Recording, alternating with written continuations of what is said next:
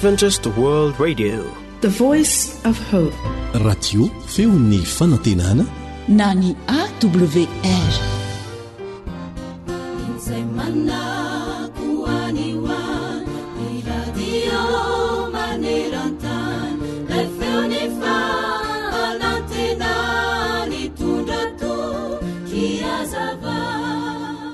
Indray andro ity profesora malaza atao hoe Frank izay mpanorona ilay tranobe fitaizana Kambody any Hall dia nandeha nitsangatsangana tany Antsaha niaraka tamin'ny sakaizany anankiray. Rehefa nandeha kelikely izy dia gaga fa nandre olona nivavaka. Nijanona izy mba hijery sy hiaino izany olona izany. Vao mainka ny tombony agakany fa ndreo tao anaty lobolobo. Zaza anankiroa nandohalika sy nivavaka tamin'ny kafanampo. Namitsaka ny aino izany vavaka izany nga Frank sy ny namany. Nanohana ny fony tokoa ny tonim-bavaka ilay zaza anankiray. Rehefa vita ny vavaka dia nitsangana ireto zaza ireto. Ka olona anankiray izay nitary-bavaka tamin'ny namany. Ataoko angamba fa tena tsara sy mahafa-po antsika mihitsy ny vavaka izay nataoko teo e. Raha nandray izany nga Frank dia nalahelo sady nilaza tamin'ilay namany hoe mandrakariva dia tahaka io zaza io ihany koa isika. Alaim-panahy omevo tena ho mivavaka isika rehefa miaraka amin'ny namantsika ka miteny toy izany koa hoe motsy tsara dia tsara tokoa ve ny vavaka nataoko teo.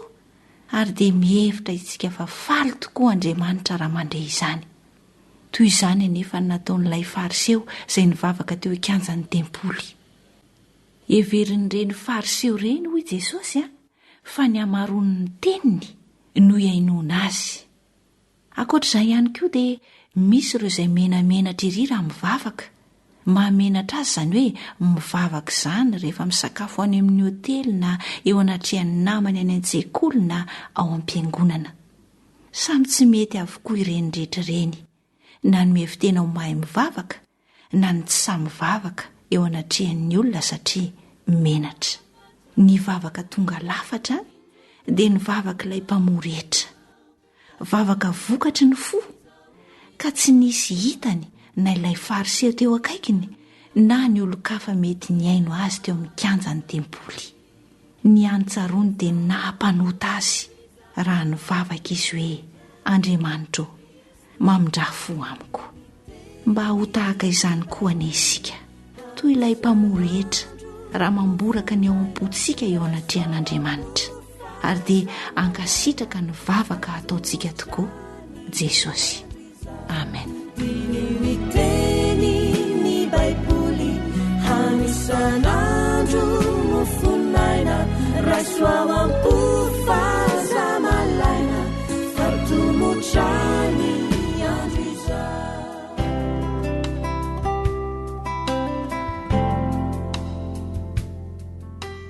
Ankoatra ny fiainoana amin'ny alalan'ny podcast dia azonao atao ny miaino ny fandaharany radio AWR sampana teny malagasy amin'ny alalan'ny Facebook isanandro amin'ny ity pejy ity AWR feon'ny fanantenana.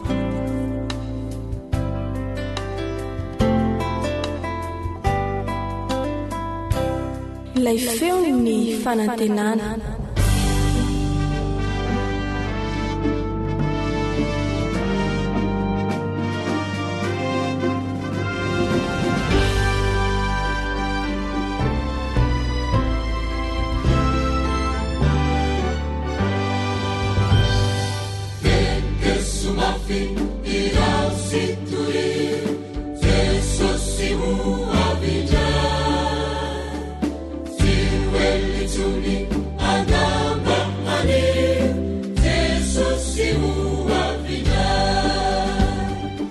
Alasara ny faminanin'ny Baiboly. Alasara ny faminanin'ny Baiboly.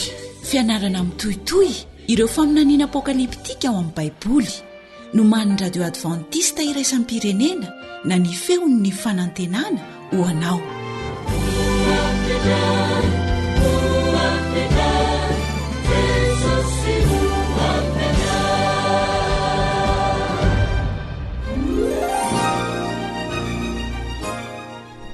fitondram-panjakana tokana ho avy ve eto an-tany? Inona ny antony? Tokony atao ohatr'izany fahefana izany ve isika? Inona ny tokony ataonao amin'izao fotoana izao mba hahatonga anao ho vonina amin'izay ho avy? Hozaraina aminao ny valan'ireo fanontanian'ireo. Manasanao hanaraka famelabelarana ratsoratra masina atolotry ny foiben'ny radio adventista iraisam-pirenena na ny AWR no man'ny Camille Ottoman, filoha lefitry ny AWR. Namanao Eliandre Mitantsoa no hanolotra izany amin'ny teny malagasy.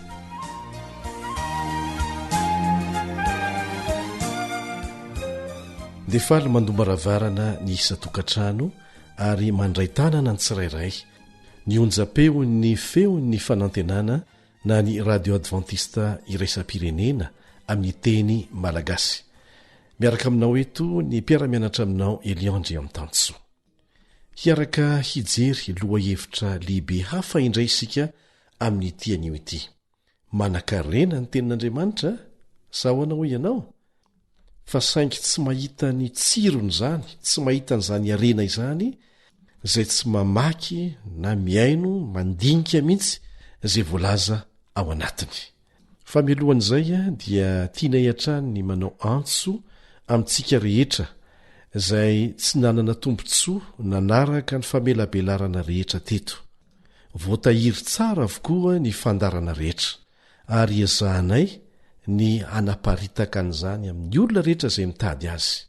Eo ireo izay manana ny site web na ny roa izay alefana eto efa omenay foana ny adresy tsy maninona fa averina indray feofanantenana.org feofanantenana.org na azonao atao koa miditra amin'ny awr.org awr.org. Ankoatr'ireo ny fahafahanao miaino mamerina miaino ao anatin'ity chaîne YouTube ity AWR MLG AWR MLG na ao anatin'ny Facebook amin'ity page ity AWR feon'ny fanantenana AWR feon'ny fanantenana.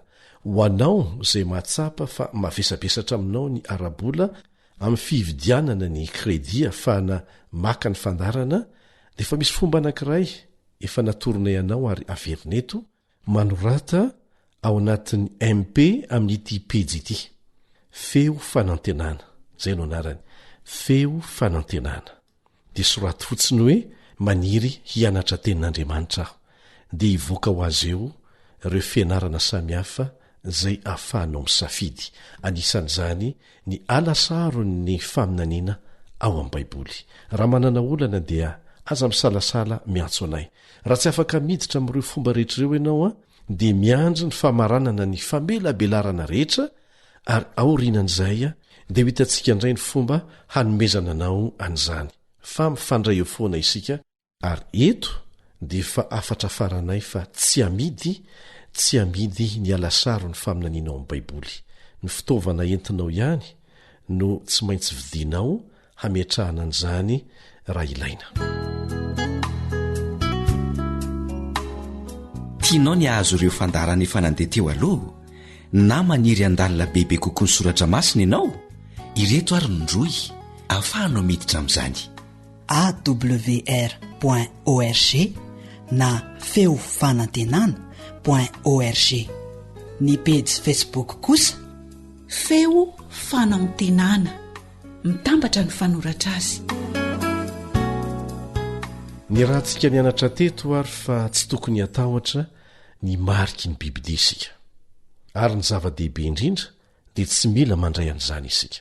Rehefa ekenao ny tombo-kasen'Andriamanitra ary mijoro amin'izany ianao dia tsy handray mihitsy ny mariky ny Biblia. Mety manontany tena angamby ianao hoe ho tafajoro ve aho, malemy sy marefo, satria mafy ihany izany hoe tsy mahazo mividy, tsy ahazo mivarotra izay rehetra tsy manana ny mariky ny Biblia. Fitsapana farana izany, tsarovy fa ny olona rehetra izay andeha any an-danitra dia olona niady ary nandresy. Tsy hamelanao irery velively Andriamanitra rehefa hitany fa mijoro ho azy ianao. dia zao koa ny tsarovy, Andriamanitra dia manomana ny olony amin'ny alalan'ny fanahy masina mba hahatonga antsika ho vonina hiatrika ny andro farany, sy ireo fitsapana rehetra izay tsy maintsy atrehintsika ao anatin'izany. Fantany tokoa isika fa efa nosimbai ny fahotana nandritry ny taona maro, nandovany izany avy amin'ny razambe ny fandimby. Fantany izany dia efa nanomana ny fomba rehetra izy ahafahantsika miatrika ny ady rehetra tsy maintsy atrehintsika. Andriamanitra koa tsy manome antsika zavatra izay tsy ho zakantsika fa azontsika atao tsara ny miatrika ny zavatra rehetra avelany andalo eo anoloantsika eo ambany fitarian'ny fanahy masina sy ny fiarovany anjely. Amin'n'tian'io ity isika dia hampifantoka ny saintsika amin'ireo zavatra hitranga hafa amin'ny andro farany akoatra n'izay efa niarahantsika ny anatra teto, ary jery faminaniana anankiray izay voalasarona.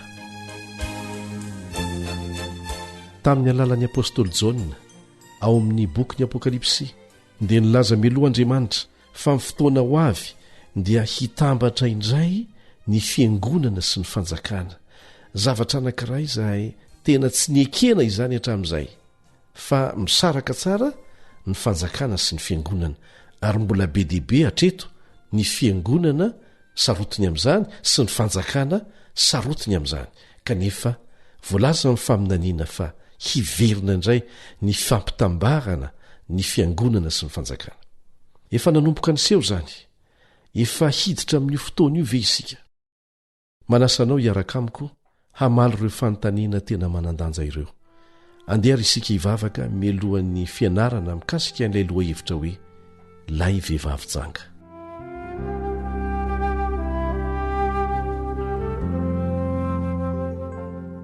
Tompo rainay izay any an-danitra, fohano ny mahizao anay mba ahafahanay manetry tena miaino ny feonao.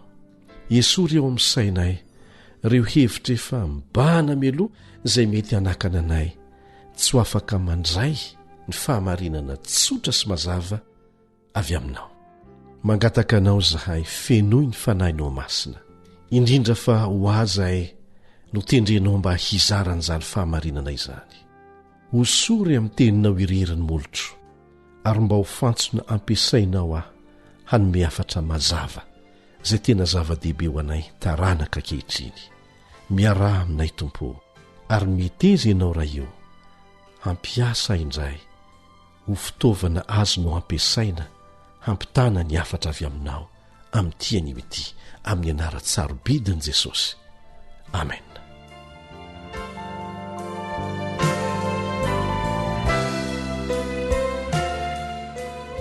Nisy mpitandrina anankiray tany a Tanzania izay nanentana ny mambra tao amin'ny fiangonana na mpitandrina azy mba hampiasa ireo programa amin'ny radio kristianina ho fitaovana hizarana ny hafatra amin'ireo namana sy ny fianakaviana.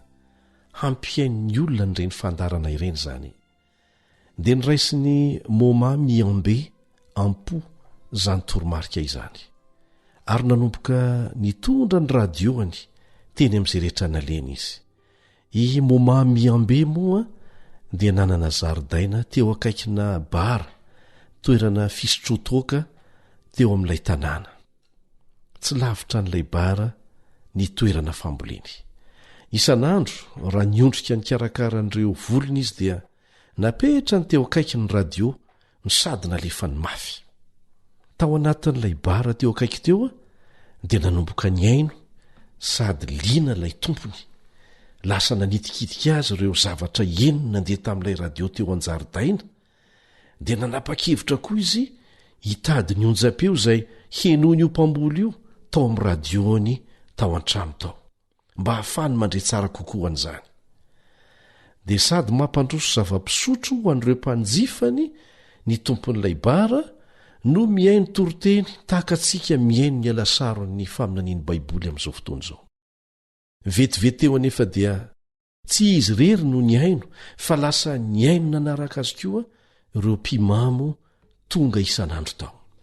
Ary tsy vitan'izany fa nametraka fanontaniana mihitsy. farany dia ny fanaika izy rehetra fa hiaona mba hiaraka iaino an'ilay radio fa tsy sotro. Ilay tompotrano sy ireo mpanjifany a dia lasa niona tao amin'ny bara niaraka tamin'ny baiboliny sy ny radio. Raha teo ampanazavana ny afatra mifototra amin'ny baiboly ilay radio kristianina, izay noko fa azonao an-tsaina sahady fa nionja-peon'ny feon'ny fanantenana izany na ny radio AWR. Rehefa niaino izy ireo dia nandre ireo afatra sarobidy ny fahamarinana izay mbola tsy reny mihitsy hatramin'izay. Taorianandreo fampianarana ny tohitohy nandritry ny 20 andro dia nanapa-kevitra hanolotra ny fiainany ho an'i Jesosy ny tompon'ilay bara, ary vita batisa niaraka tamin'ireo mpanjifany 20 isa izy. Mba fantatrao ve ny tombontsoa azo avy amin'izany na ho an'ireo lehilahy ireo na ho an'ny fianakaviany, satria ilay vola izay lany tamin'ny fisotrotoaka isan'andro dia lasa anampy ny vola olaniana ao an-tokantrano. Taorianany batisa dia nanapa-kevitra io vondrona kely vaovao io fa hanova ilay toeram-pisotroana ho lasa toeram-pivavahana.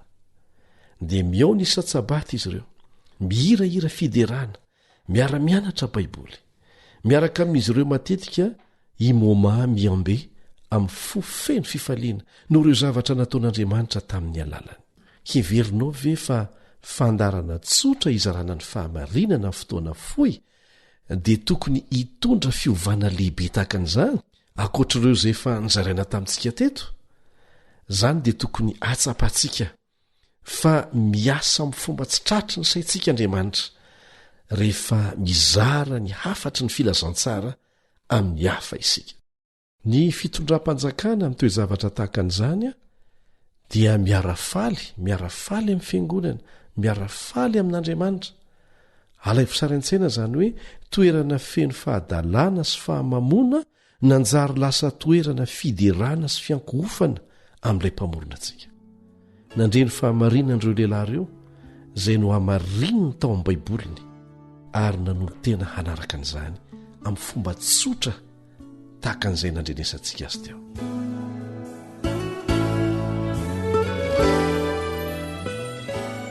Fantatrao ve fa maneho rafi-pivavahana roa ny bokin'ny Apokalipsy ary manoritra fomba fiankohofana anankiroa ihany koa.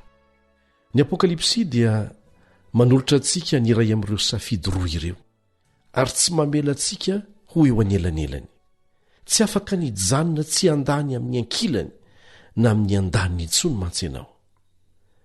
Mandefa antso mafy ho an'le lahy sy ny vehivavy amin'ny andro farany tantarany tany Andriamanitra amin'izao fotoana izao. Misy sary anohatra maneho vehivavy anankiroa ao amin'ny Apokalipsy. Ilay vehivavy mitafy akanjo fotsy voalaza ao amin'ny Apokalipsy 12 ny anankiray. Ao amin'ny faminaniana no hoe vehivavy madio dia hoentina maneho ny fiangonana madio izay ho ampakariny Jesosy. Hoy ny mpaminany ao amin'ny Jeremia 5:2. Jeremia 5:2. Ziona zanaka vavy dia ampitoviako amin'ny fiandrasan'ondry misy ahatra amin'lenodenoka. Ny zanaka vavy ny ziona ao amin'ny tenin'Andriamanitra dia teny ilazana ny vahoaka an'Andriamanitra. Eto dia ampitahin'Andriamanitra amin'ny vehivavy madio izany ny fiangonany. Ao amin'ny Efesianina 5:5 Jesosy dia aseho tahaka ny vady mahatoky amin'ny fiangonany ilay vady ho ampakariny. Ao amin'ny Apokalipsy 12 dia misy fanoharana mahavariana maneho vehivavy anankiray mitafy akanjo fotsy. Tena matoky amin'ilay olo-tiany marina izy. Dia Jesosy tsy voaloton'ny fampianaran-diso izy ary faritana ho vady ampiakariny Jesosy izy na ilay fiangonany eto an-tany. Misy vehivavy hafa koa miseho ao amin'ny Apokalipsy 17 etsy andanin'izay. Ity vehivavy ity dia mitaingina bibidia mivolonjaky, izay no ahitana azy. Fa fantatsika fa ny bibidia na ny biby dia maneho fanjakana. Mitaingina bibidia mivolonjaky ity vehivavy ity. Ny vehivavy dia mbola maneho fiangonana ihany. Fa hafakely izy ity. Antsoiny Baiboly hoe vehivavy janga izy io satria nahoana hoy ianao satria niala tamin'ilay tena tia azy izy dia Jesosy Kristy zany ary io vehivavy janga io dia maneho ilay rafi-pivavahana nivadika tamin'i Jesosy mihitsy. Anio isika dia hijery manokana n'io vehivavy janga io ary rehefa mianatra ny tilo hevitra ty ianao dia hita ny tena mazava-dehibe an'izany. Ndeha ho averintsika vetivety ny filamatry ny fiarahantsika mianatra eto. Ahoana le izy? Tadidinao? Raha ao amin'ny Baiboly dia inoko, ekeko, raha voamarina mazava tsara. Fa raha mifanohitra amin'ny Baiboly kosa dia aza fitahana amin'izany fa tsy ekeko zany. Na dia manaraka angano sy fotom-ponon'olombelona azy izao tontolo izao ary efa lasa zatra an'izany dia mila mijoro eo amin'ny tenin'Andriamanitra izay rehetra teo any an-danitra. Ary na tsy misy araka amiko aza dia mbola anaraka an'izany aho. Ny fiangonan'ny testamenta vaovao, ilay fiangonana marin'Andriamanitra dia maneho fahadiovana sy fahamasinana ara-panahy. Satria Jesosy no mameno ny fiainany, mifantoka eo aminy fitiavany sy ny fony, ary ny fitiavany dia tsy azo nomena ny hafa. Tsy hamadika azy noviana izy satria izy ny zavatra rehetra aminy, izy ny fofombady mahatoky izay ho ampiakarin'i Kristy. Izay ny sara eny ahoanan'ilay fiangonana madio. Dia miova indray nefa izany sary tsara tarehy izany. Satria misy vehivavy anankiray eo amin'ny Apokalipsy 7:20 izay miseho tsy moramora eo amin'ny sehatra, mifanohitra tanteraka amin'ilay vehivavy mitafy fitafiana fotsy. Zao ny vakintsika eo amin'ny Apokalipsy 7:1. Apokalipsy 7:1 mikasika an'izany vehivavy zany. Ary tonga ny anjely anankiray tamin'izy 7 izay nanana ny lovia 7 dia niteny tamiko nanao hoe avy aty dia asehoko anao ny fitsarana ilay vehivavy janga lehibe izay mipetraka eny ambonin'ny rano maro dia ilay nijangajangany mpanjaka ny tany sady natao leon'ny divainy fijangajangany ny mponina tamin'ny tany. Tsara n'ilay fiangonana marina io sary io ilay mitafy akanjo fotsy, fa an'ilay fiangonana nivadika tamin'ny tompo dia ilay vehivavy janga izay niala tamin'ilay olo-tiany marina dia Jesosy zany. Inona ny dikany hoe mipetraka eo ambonin'ny rano maro izy? Manazava ny tena ny Baiboly ao amin'ny Apokalipsy 7:12. Apokalipsy 7:12. Inona no asehoan'ny rano ao amin'ny faminaniana ao amin'ny Apokalipsy? Zao ny vakintsika ao. Ny rano efa hitanao izay hipetrahan'ilay vehivavy janga dia olona sy vahoaka betsaka sy firenena maro ary samy hafa fiteny dia ilay nijangajangany mpanjaka ny tany. Izay no hevitr'ilay hoe bibidia no nitaingenan'ilay vehivavy janga. Ao amin'ny rafitry ny fiangonana lavo na nivadika tamin'ny fahamarinana dia mikambana amin'ny fiangonana ny fanjakana. Izay le endriky ny fampirafesana. Ao amin'ny rafitry ny fiangonana marina kosa dia mikambana ary mikambana irery amin'ny fiangonana Jesosy Kristy. Ny fiangonana lavo dia mitodika amin'ireo mpanjaka sy mpitarika politika eto tany mba hahazoany hery, ary tsy mahagaga zany fa rehefa miala amin'i Jesosy ilay herin'ny fiangonana dia tsy maintsy mitady hery ara-politika fa tsy ara-pivavahana. Ity fiangonana ny emotra ity dia mitady hery avy amin'ireo mpanjaka ny tany nareo manam-pahefana ara-panjakana. Samy hafa ny hoe mankatoa ny fitondram-panjakana misy araka lazain'i Jesosy manao hoe alohavy ho an'i Kaisara izay an'i Kaisara ary ho an'Andriamanitra izay ho an'Andriamanitra. Samy hafa izany sy ny mampivady mihitsy ny fitondram-panjakana amin'ny any fiangonana. Ity vehivavy janga ity dia manintona vahoaka, hainy maka fanahy ireo olo-tiany vaovao, dia misarona ao amin'ny lamba ny volomparasy sy jaka izy, niravaka vato sarobidy ary mitaingina bibidia mivolonjaky. Misy heviny daholo zany fanambarana ara-paminaniana ao amin'ny bokin'ny Apokalipsy izany. Ity fiangonana lavo ity izay nisaraka tamin'i Jesosy na dia mbola manonona ny anaran'i Jesosy aza dia manana ny heriny amin'ny alalan'ny fanjakana, satria miasa mangina amin'ireo mpitondra izy mba hanoana ny fampianaran-disony.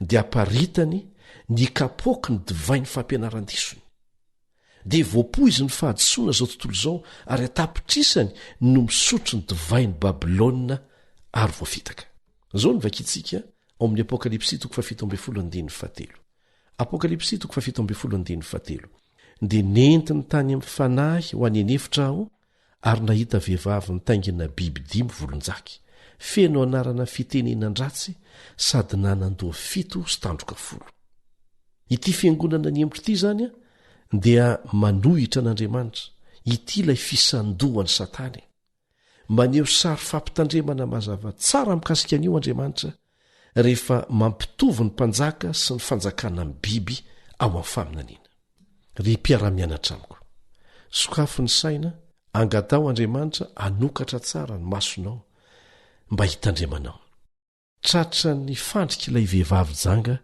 ireto biby ireto na ireto fanjakana ireto ary avy amin'izany no ampiasany heriny mba hitariana mpanjaka sy ampiasana ny lalahm-panjakana ho amin'ny sitrapony sy ny fahalotony azonao sary an-tsaina ve zany mahatsiravina anie zany na amintsika samy olombelona efa simba ny fahotana nandritry ny taona maro aza dia mahatakatra ny faratsiany zany mampifamatotra firaisana tsy ara-dalàna eo amin'ny fiangonana sy ny fanjakana ilay vehivavy janga izay no ilazana azy ho mpijangajanga akoatry ny fampivadiana ny fivavahana amin'Andriamanitra amin'ny an'ny mpanomposampy zao no voarakitra ao amin'ny boky Jameson Fausset and Brown Commentary pejy 370 boky 4 Philippians to Revelation zao no voasoratra ao reo mpanoratra protestanta dia nanao fanambarana miavaka momba izay voalaza ao amin'ny apokalipsy 7:10 izay mivakitsika teo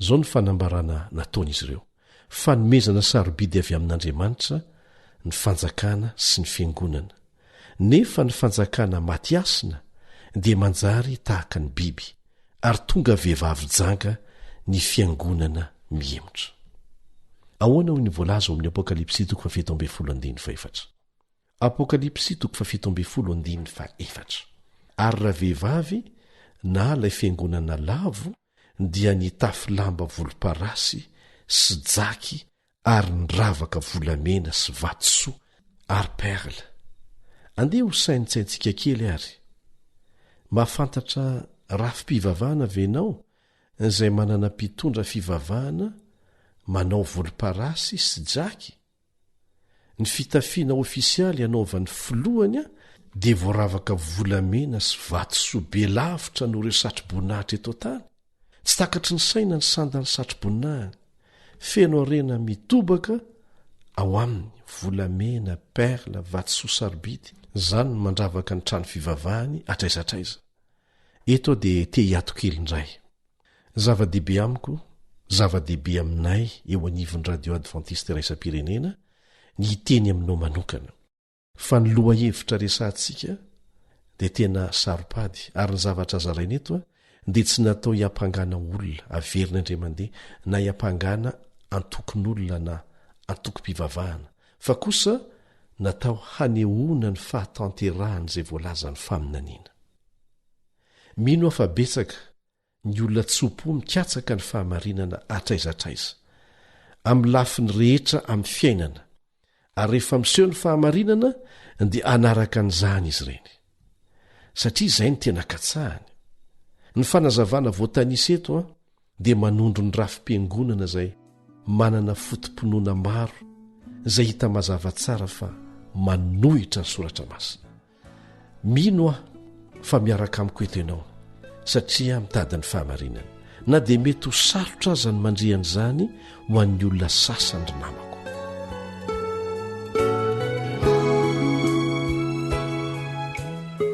andeha ho tohizana ao amin'ny andininy faefatra ny vakiteny eo amin'ny apokalipsy 7:17 apokalipsy 7:17 ity vehivavy janga ity izay maneho fiangonana janga dia voalaza eto fa ny tanakapoka volamena teny an-tanany feno zava-betaveta dia ny zava-maloto momba ny fijangajangany izay ny voasoratra eto amin'ny teny hafa dia misy kapoka volamena misy divay eny an-tanany izay asainy isotroany zao tontolo izao dia nanjary verihevitra sy mamin'ireo fampianaran-disony zao tontolo zao. Zao ny vakitsika eo amin'ny 5 amin'ny Apokalipsy 7 miresaka an'izany. Apokalipsy 7 ka ny 5. Ary nisy anarana voasoratra teo amin'ny andrina na hoe zava-miafina, Babilôna lehibe, renin'ny mpijangajanga sy ny zava-betaveta amin'ny tany. Milaza amin'ny Baiboly fa sady janga ilay vehivavy no reny izay midika fa mananjanaka izy. Ry namana, na inona fivavahanao dia miantso anao hiverina ho amin'ny fahamarinany ny Andriamanitra, satria efa akaiky ny fihevendrainy amin'ny raon'lanitra. Na aiza tokom-pinoana misy anao amin'izao fotoana izao, tsy olana izany. Fa ny fiverenanao amin'ny fahamarinana madiodio amin'ny tenin'Andriamanitra, izay ihany no zava-dehibe. Mety ho alainy devoly fanahy isika hiteny hoe, zao rangahy, tsy misy olona na fiangonana tanteraka izany anie. Tsy dia zava-dehibe izany, fa rehefa mino ny famonjena nataon'i Jesosy ianao ary maneho fitiavana ny mpiarabelona aminao, dia izay. Ohatry ny marina, tsy maintsy ho latsaka amin'ny velam-pandriky Satana mora foana nefa ny olona manana an'izany foto-kevitra izany. Moa ve misy olona tena tia kanefa tsy tia halala ny zavatra rehetra momba n'ilay olon-tiany? Tsy tia halala hoe inona ny mba zavatra tiany sy tsy tiany, inona ny fampitandremana nataony, rovina izy no tonga. Tena tia ve ny olona tsy mihevitra n'izany rehetrarehetra izany amin'ny olona izay lazainy fa tiany? Dia tokony oatra noho izany ny fahaliananao ahalala ny fampitandremana avy amin'ilay Andriamanitra lazainao fa tianao sady tena tianao anie. Mino venao fa misy ady hifanaovan-tsara sy ny ratsy eto? Mino venao fa manao ny fomba rehetra Satana hisandohana ny marina ho entina mamitaka? Mino venao fa misy antony lehibe matody Jehovah Andriamanitra mandefa afatra mazava ao amin'ny Apokalipsy 7 andiny 9-12, afatra manokana, afatra farany alefan'Andriamanitra amin'ny olombelona rehetra maneran-tany, manao hoe matahoran'Andriamanitra ka omeo voninahitra izy fa tonga ny andro fitsarany, ary miankohofy eo an'lohan'izay nanao ny lanitra sy ny tany sy ny ranomasina ary ny loharano. Rava Babilôna lehibe izay nampisotro ny firenena rehetra ny divainy fahatezerana no ny fijangajangany. Raha misy miankohaka eo an'lohan'ny bibidia sy ny sariny ka mandray ny marika eo amin'ny andriny na amin'ny tanany, dia izy koa nisotro ny divainy fahatezeran'Andriamanitra izay nahidina tao anatin'ny kapoky ny fahatezerany, tsy miaroaro zavatra. Afatra mazavany izany. Raha mino izany ianao, dia tsy hanao kitoatoa amin'ireo fampitandremana mazava omen'Andriamanitra ireo, ary tsarovy fa matoa nomeny ireo ary nosoratana ao anatin'ny Baiboly dia nalefa mba ahafahantsika mitandrina. Dia averina ihany, tsy manana olombelona tokony hatao fahavalo isika, mbola misokatra ny varavara-pahasoavana ho an'ny olombelona rehetra, na iza. Ka tsy mety manao rena azy, aza tamoramoraina na hamahivanina ireo fampitandremana mazava omeny Jehovah Andriamanitra antsika, fa tsy hasoantsika izany. Tena mamindra fo izy ary mampiomana antsika fa efa fohy ny fotoana ananantsika. Andriamanitra dia miantso ny olona manerana n'izao tontolo izao, ny kolotsaina sy ny antoko-pivavahana samihafa, ary mamaly antso izy ireny.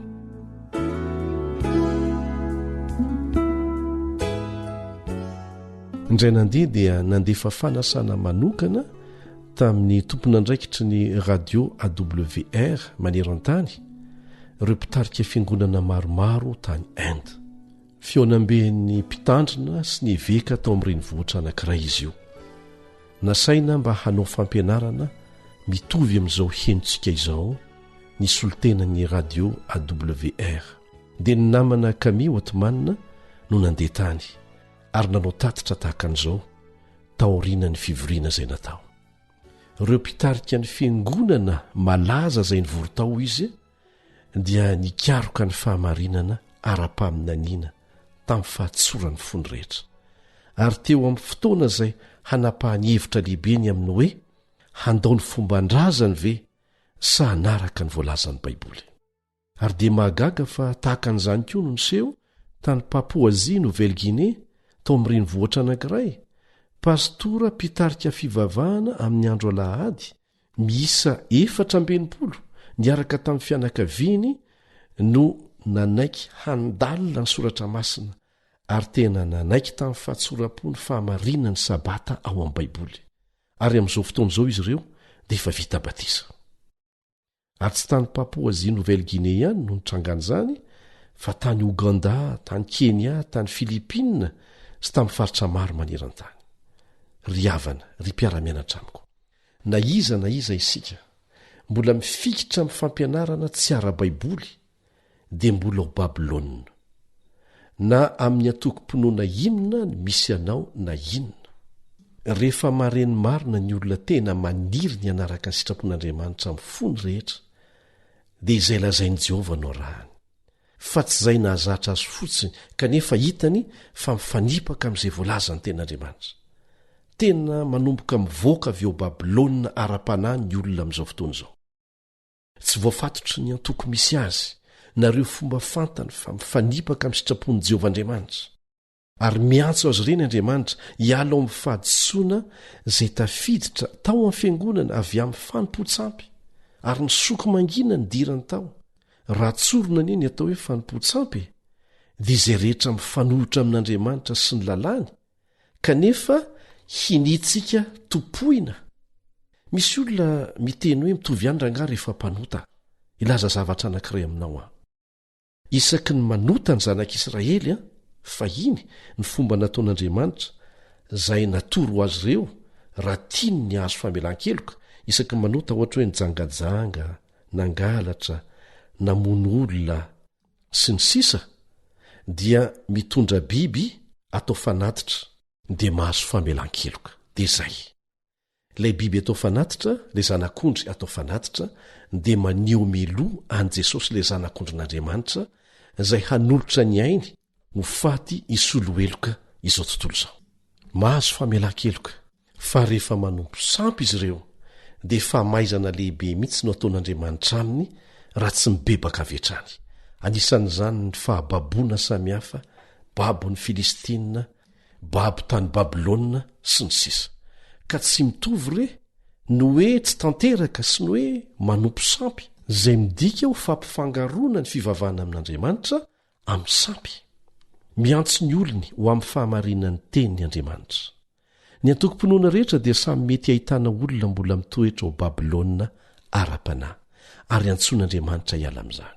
Aoka tsy hevitra velively ianao hoe za fa ao anatin'ny antoko-pinoana izao efa milamina ny ahy. Ekena fa misy fiangonana, rafim-piangonana izay tena miaina amin'izay fijangajangana ara-panahy izay efatry ny ela. Mazava izany ao amin'ny boky ny Apokalipsy. Fa ny tsiraray amintsika koa dia mety mbola mipetraka ao Babilôna na tsy ao anatin'izany fiangonana izany aza. Mino ary namana, fa mitady zavatra mihoatra noho ny teny mamy izay mampahazoazo aina fotsiny ianao nefa mety hambitaka anao izany. Teny mamy atonga anao harefo ara-panahy izay atonga anao mora andaira ny fisandohana. Ho aho manokana dia aleko ratraina amin'ny fahamarinana toy izay lambolambona amin'ny lainga. Ny faniriako hahafantatra ny marina dia mahery lavitra noho ny faniriako hahazo fahatoniana na filamidaminana izay mamitaka fotsiny. Ary mino aho fa miara-mianatra amiko ianao satria ianao koa dia maniry ahita ny fahamarinana mivantana sy tsotra avy eo amin'ny tenin'Andriamanitra satria teo any an-danitra ianao. Tsaroa fa tsy mandeha ho azy akory ny fanarahantsika ny fahamarinana fa misy ady hifanaovana amin'ny fanaratsy. Mila mandresy isika. Miverimberina amin'ny boky Apokalipsy ny teny hoe izay maharesy mba fantatrao imbalo miverina io teny io arahany fampanantenana avy amin'Andriamanitra. Horaisintsika ohatra ny 7 amin'ny Apokalipsy 2. Apokalipsy 2:7. Izay maharesy dia avelako hihinana amin'ny hazonaina. Ilay hazonaina izay hanome fahavelomana mandrakizay. Zao koa ny vakintsika amin'ny Apokalipsy 2:2. Apokalipsy 2:2. Izay maharesy dia tsy ho simbany ny fahafatesana faharoa. Apokalipsy 2:7. Apokalipsy 2:7.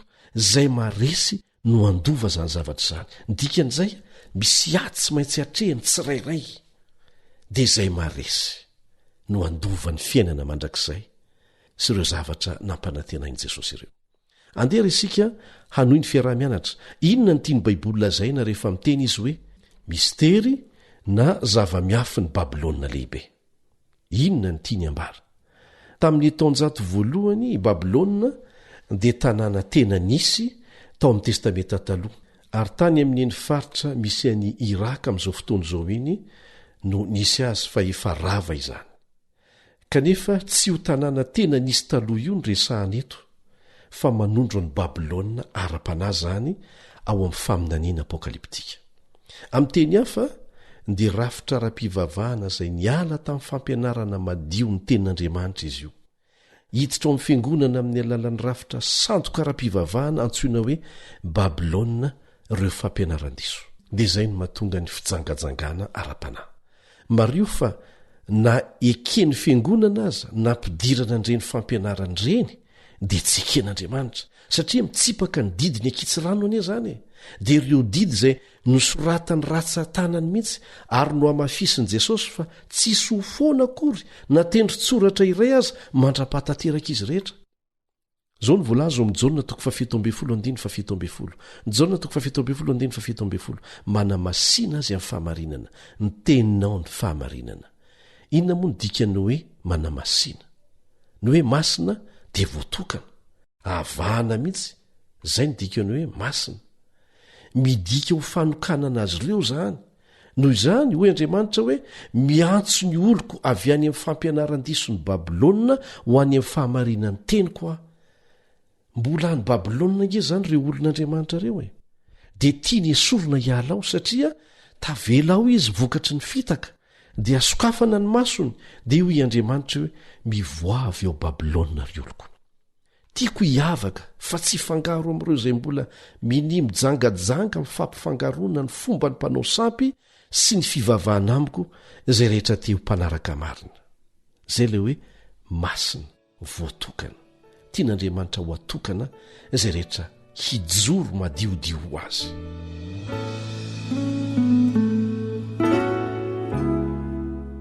Tao amin'ny testamenta taloha, taorian'ny safodrano dia nanao drafitra ny antsy an'Andriamanitra mivantana ny olombelona. Raha fitiana dia izao no nitranga. Rehefa tapitra ny safodrano dia nampanantena ny Noa Andriamanitra fa tsy hanafitra ny tany intsony. Dia reto olona ireto tsy nino an'izany, fa nanapa-kevitra hoe andaontsika anao tilikambo avo be, avo dia avo mihitsy.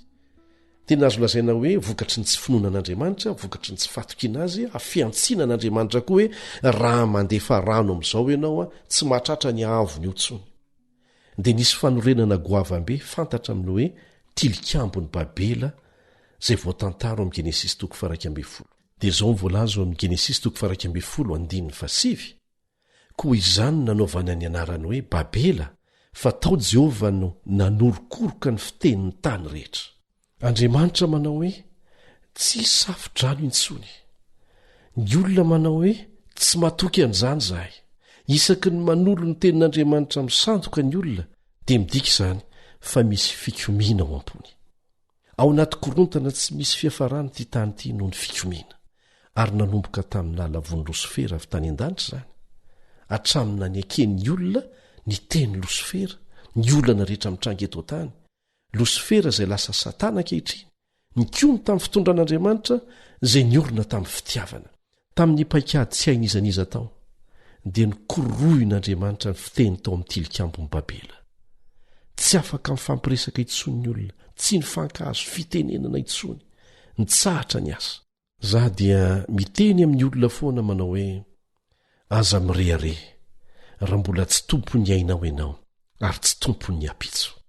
Aleo manetry tena eo anatrehan'Andriamanitra.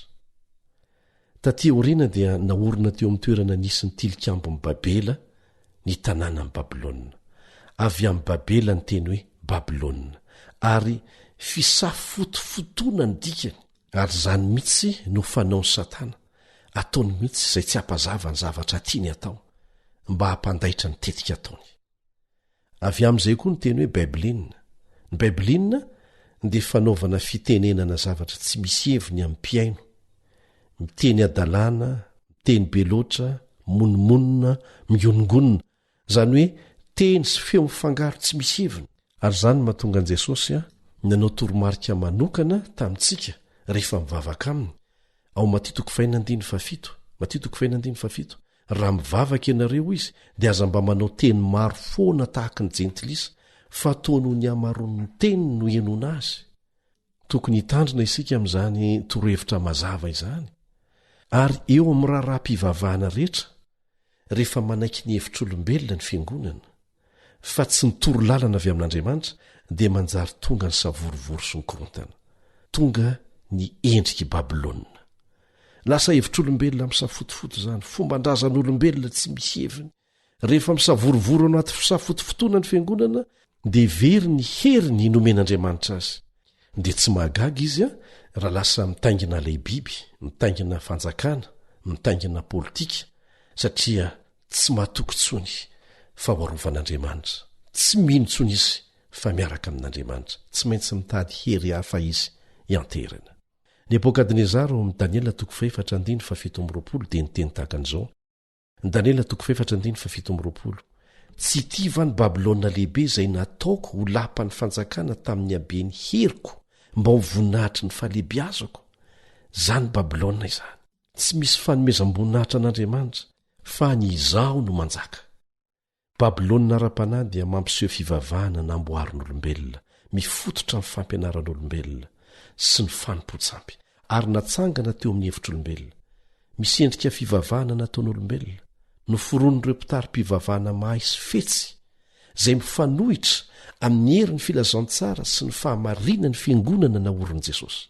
Dia miantso antsika tsirairay hiala amin'izany rafim-pivavahana izany Jesosy ary mitarika antsika hiverina amin'ny baiboly madiodio, hijoro matoky amin'ny tenin'Andriamanitra indray.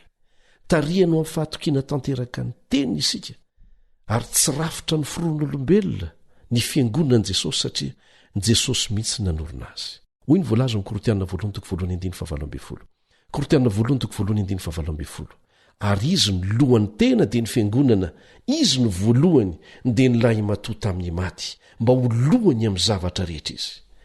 Jesosy ny larana voalohany ao amin'ny fiangonana marina ary mitazona ny mahambony azy. Jesosy ao amin'ny boky ny Apokalipsy dia mampitandrina antsika ny amin'ny rafitra anankiray izay iseho antsoina hoe Babilôna ara-panahy, izay anana mpitarika iambo hiteny tahaka an'Andriamanitra. Olona mety maty ve afaka iambo haka ny toeran'Andriamanitra?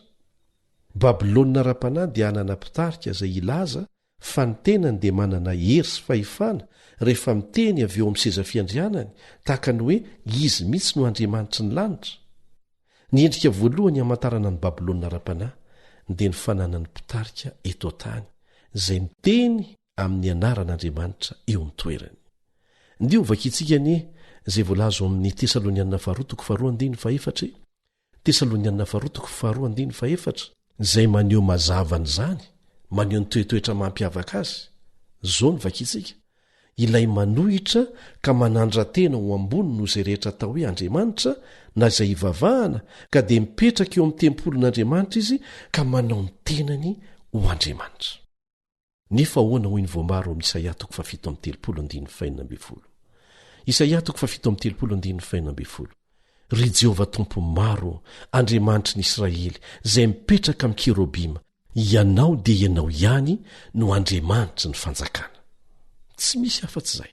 Tsy hitanao ve fa tena fanevatevana an'Andriamanitra amin'ny fomba faratampony mihitsy izany, mipetraka eo amin'ny seza fiandrianana anelanelan'ny kerobima volamena roa mitafy fitafiana fotsy tahaka an'Andriamanitra. Na dia tamin'ny andron'ny apôstôly Paoly aza dia efa hitany nisoko tsy moramora tao amin'ny fiangonana ny toe-javatra tahaka an'izany. Dia ireo fahadisoana izay hanomana lalana tsikelikely ho amin'izany, nahita lalana idirana tao am-piangonana ireo fomba mpanompo sampy ary nijanona tao. Nampitandrina ny rahalahy Paoly nanao hoe fa miasa sahady ny zava-miafina dia ny tsy faka tao avan-dalàna. Izay nolazainy eo amin'ny Tesalonianina 2:2.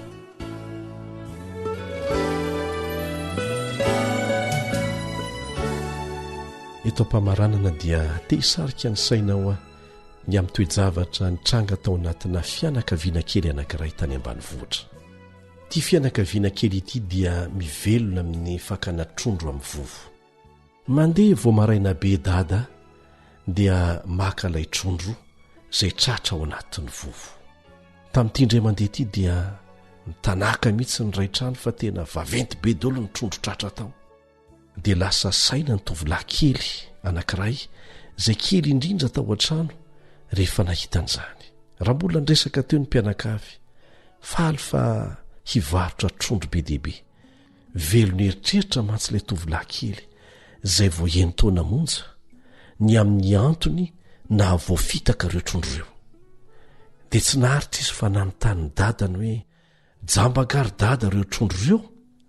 Namaly ny dadany, tsy jamby izy ireo anaka, fa efa lalana mahazatra azy iny lalana iny, ka tsy fantany indraindray fa misy fandrika dia lasa tafiditra ao izy. Tandremo fa eo amin'ny lalana mahazatra antsika ihany no ametrahany Satana vovo ry havana. Ka raha mandeha amin'ny fahazarana fotsiny isika fa tsy mandinika dia tsy maintsy ho tratrany vovony. Fetsy dia fetsy Satana, ary tamin'ny fomba tsy ampozony rehetra nampidirany ny fampifangaroana ny fivavahana madio amin'Andriamanitra sy ny fivavahana amin'ny samby. Efa lalana mahazatra rahateo ilay mankany am-piangonana, efa mahazatra sy ny fakazatra taminao rahateo ny mpitarika ao. Tsy ampozinao velively fa misy fomba tsy mifanaraka amin'ny sitrapon'Andriamanitra misoko mangina amin'ny fomba fetsy ao amin'ny fiangonana. Mety ho taitra kely ihany angamba ianao indraindray ary miteny rery manao hoe ohatra misy zavatra tsy araka ny tokony ho izy izany a. Dia varimbarin'io indray ianao dia mitony indray ianao rehefa maka toko hoe mpitandrina ambony mpitondra fivavahana manakajo ohatran'izao ve dia sanatria anaonao foana e. Ary rehefa zatra ianao tonga koa moa ny hafanany ny fifandraisana sy ny fanomezana toerana ambony sy mitombo tsy mifampiditra ao anatin'izany dia mangina tsy miteny tsony. Efa ho tafiditra ao anaty vovo anefa ianao izay raha tsy efa tafiditra mihitsy aza. Ny hany fiarovana antsika ry havana dia ny fetezana hanetry tena tahaka ny zaza ary hametraka amin'nybavaka ny fandiniana ny ten'Andriamanitra, manamarina izay rehetra ampianarina antsika amin'izay voalaza ao. Ary rehefa tsy mifanaraka amin'ny fahamarinana voalaza mazava amin'ny ten'Andriamanitra dia sahia manao tsia matotra ary miala ao Babilôna. Dia ny tsy mbola diso oriana loatra dia miantso anao Jehova hivoaka ao Babilôna ara-panahy. Ndia hiaraka hivavaka isika.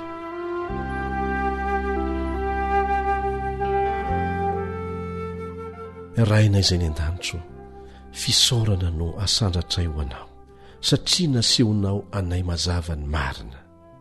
Tsy te hijanonao Babilôna izahay. Esory hiala tao zahay Jehova, esory zahay dia tario amin'ny lalana izay azo antoka fa hitondranay ho any amin'ny fiainana mandrakizay. Angatahanay amin'ny anaran'i Jesosy izany vavaka izany. Amen. Raha misy fanontaniana tonga ao an-tsainao na misy antombavaka angatahanao amin'ny fotoana rehetra na koa misy fijoroana ho vavolombelona azonao zaraina dia manorata amin'ireto adresy manaraka ireto: email awr feo fanantenana @gmail.com, page Facebook awr feon'ny fanantenana, na ny laharany finday 034 06 797 62 033 07 170 70. Dia ny faranandray ny fiarahantsika teto tamin'ity anio ity, mbola hitoy ny fiarahantsika mianatra mikasika an'izay antso ataon'Andriamanitra amintsika hivoaka avy ao Babilôna izay. Fa dia manao mantra-peona vetivety ny mpiara-mianatra aminao Eliandry amin'ny Tansoa. Fidio hatrany ny lalan'Andriamanitra.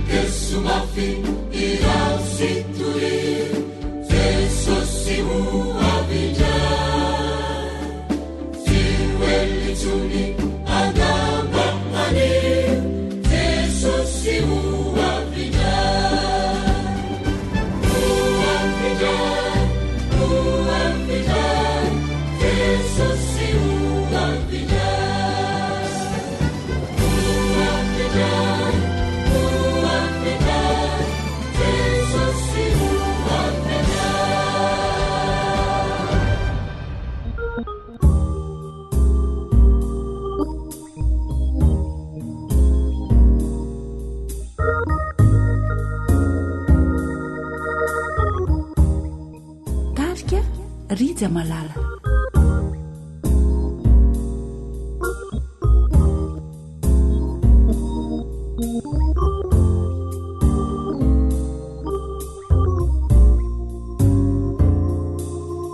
Andao yalana zalaye nirehaky ty tany ty fiainandratsy ty veno atao atamany sodokandreo filibany. Andao yalana zalaye ne ovain'indrainy famindra reo zavatra hita tsy nety talo ho avao zina atao miry. Andao yalana zalaye nirehaky ty tany ty fiainandratsy ty veno atao atamany sodokandreo filibany. Andao yalana zalaye de ovain'indrainy famindra reo zavatra hita tsy nety talo ho avao zina atao miry. Andao zalaye reo ratsy fanao ndao yalana. Andao zalaye jibebaky any sauda. Andao zalaye fa ny fakampana tsy olany ny tampoka mantsy tsy ho fantatraoka ny amparany vao itoma.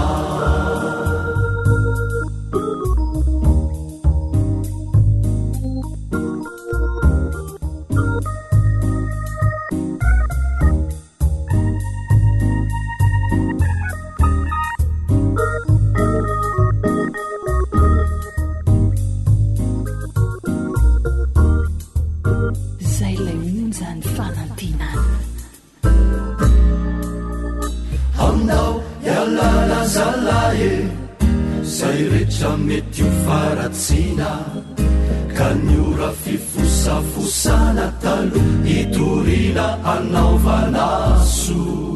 Ny androm-piaina amintsika rehetra deo avaozina tsisy febe kisika talo izay feno aleme ho mpitory afapaonje.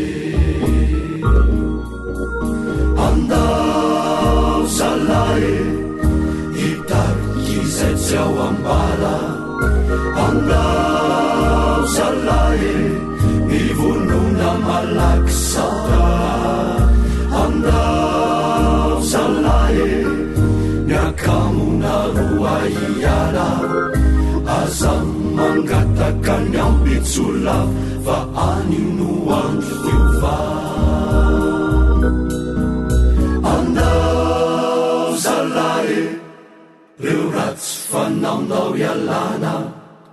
Andao zalaye hibebaky any sauda.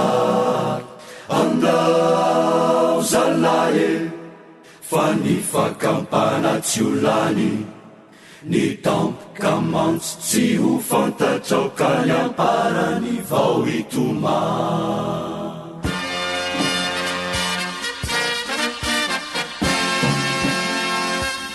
Adventist World Radio, the voice of hope. Radio Femini Fanantenana. Ny farana treto ny fanarahanao ny fandaharan'ny radio feo fanantenana na ny AWR amin'ny teny malagasy. Azonao ataony mamerina miaino sy maka mahimaimpona ny fandaharana vokarinay amin'ny teny pirenena mihoatriny 100 amin'ny fotoana rehetra. Raisoarin'ny adresy ahafahanao manao izany: awr.org na feofanantenana.org.